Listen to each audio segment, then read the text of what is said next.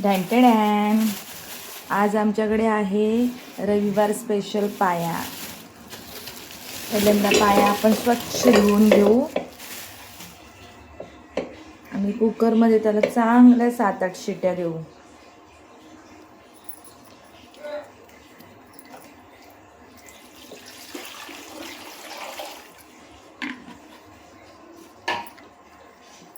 पाया स्वच्छ धुवून घेत आहे. चांगले 2 पाण्यातून, जास्त पण धुवू नये नाहीतर मग त्याचा वास भाजलेला निघून जातो. कुकरमध्ये पाया आपण आता स्वच्छ धुवून घेतलाय. आता त्याच्यात टाकूया थोडीशी हळद, चवीनुसार मीठ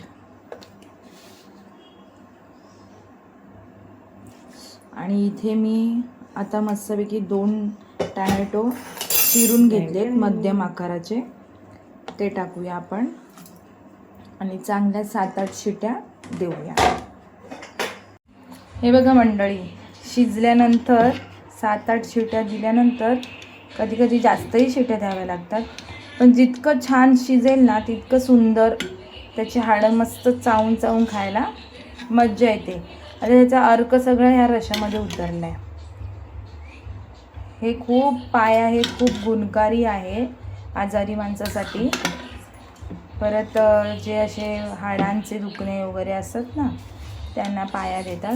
आता आपण ह्याला कांदा, खोबरं, लसूण, अद्रक आणि कोथिंबीर याचं वाटण भाजून मिक्सरला असं वाटून याची आपण आता फोडणी देऊ.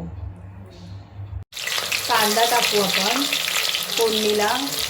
तेल थोडं तापून दिलं आणि मग त्याच्यामध्ये कांदा टाकला.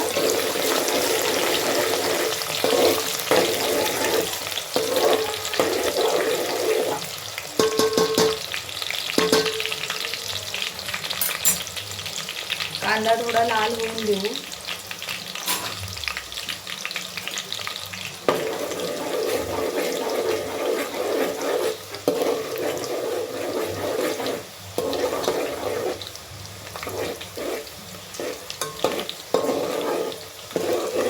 कांदा आता लहान होत चाललाय. त्याच्यामध्ये आपण खोबरं, कांदा, लसूण, कोथिंबीर, अद्रक, धने याचं भाजून केलेलं वाटण टाकू. आता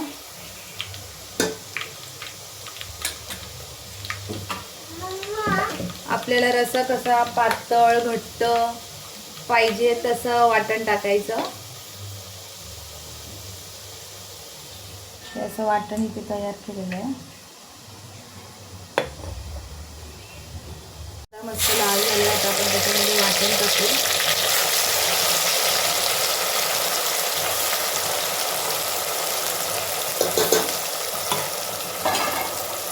वाटण मस्त तेलामध्ये छान परतून घेतलं ना तर खोबरं लसूणचा वास येत नाही आणि रस्सा पण सुंदर होतो, चवीला छान लागतो.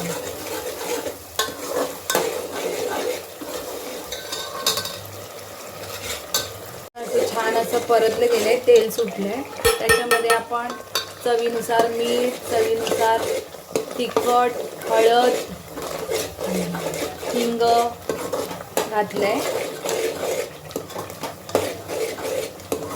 आता ते मस्त आपण परतून घेऊ.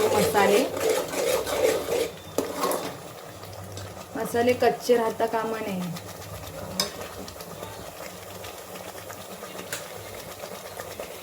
मसाले चांगलं तेल सुटेपर्यंत चांगले परतून घ्यायचे.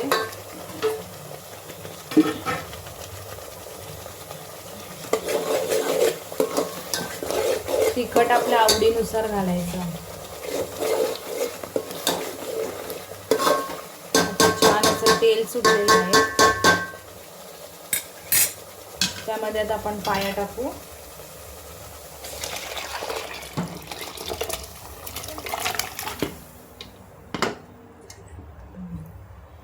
आता एक उकळी येईपर्यंत थोडंसं शिजवून घेऊ.